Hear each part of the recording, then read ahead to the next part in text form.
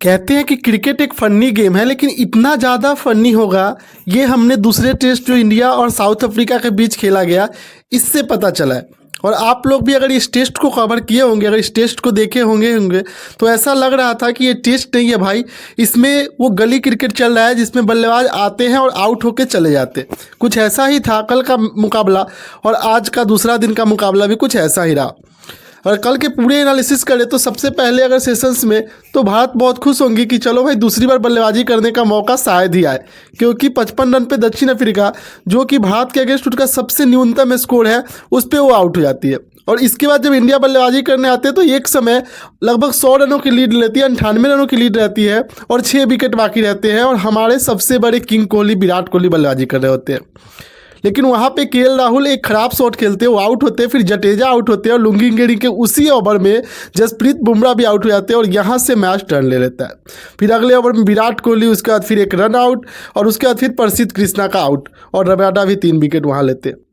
तो 1 run out और 3 wicket Rabada, 3 wicket lungi अंगेरी और 3 विकेट बर्गर, जो पहले इनिंग्स में दक्षिण अफ्रीका को सिराज साहब ने या मियाँ भाई ने ढेर किया था 6 विकेट लेके, उसका मतलब एक प्रकार से बोल सकते हैं कि शाम होते होते दक्षिण अफ्रीका वापसी कर जाती है। लेकिन फिर मैच के आखिरी पर आता है, जब लग रहा था कि दक्षिण अफ्रीका ने मैच में वापसी कर लिया है, तब फिर से उसके 3 बल्लेबाज आउट हो जाते हैं और यहाँ पे एडन मार्करम 36 रन पे नबाद रहते हैं और 36 रनों का ही लीड बचा रहता है भारत के पास। लग रहा था कि ये मुकाबला अब ज़्यादा देर तक चलेगा नहीं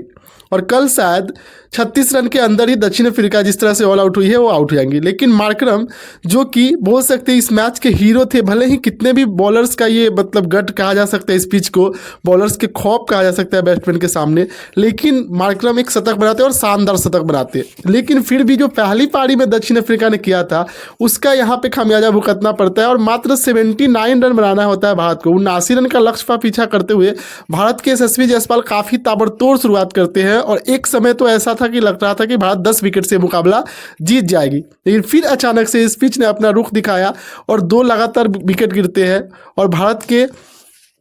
विराट कोहली भी एक समय आउट हो जाते हैं और लेकिन भारत आखिर में ये मुकाबला 7 विकेट से जीत जाता है और यहाँ पे कप्तान रोहित शर्मा नबाद रहते हैं। श्रेयस अय्यर एक शानदार चौका लगाकर भारत को ये मैच जिता देते हैं। तो ओवरऑल मुकाबले की बात करें तो जिस पिच पर बल्लेबाजी करना मुश्किल था वहाँ पे मार्करम शतक लगाते हैं और पहले मैच में भी आपने देखा होगा कि जिस पिच पे बल्लेबाजी करना मुश्किल होता है वहाँ पे केएल राहुल शतक बनाते हैं, लेकिन भारत मैच नहीं जीतता। भले ही डीन एल्गर का पारी की आप तारीफ करोगे, लेकिन केएल राहुल का पारी उससे भी लाजवाब था और यहाँ भी भारत जीतता है, लेकिन एडन मार्करम जो दक्षिण अफ्रीका से आते हैं उनकी पारी लाजवाब थी। तो दोनों मैच में 2 अलग प्लेयर्स उभरते हैं, लेकिन दोनों ही टीम को जीत नहीं दिला पाते। और बॉलर्स के कमाल से दूसरे इनिंग्स में बुमराह एक शानदार गेंदबाजी करते हैं और पहले मैच में मतलब पहले इनिंग्स की बात करें तो सिराज जिस तरह से विकेट चटका रहे थे, सेकेंड इनिंग आते आते बुमराह ने अपना खौफ दिखाया और दक्षिण अफ्रीका को ढेर किया।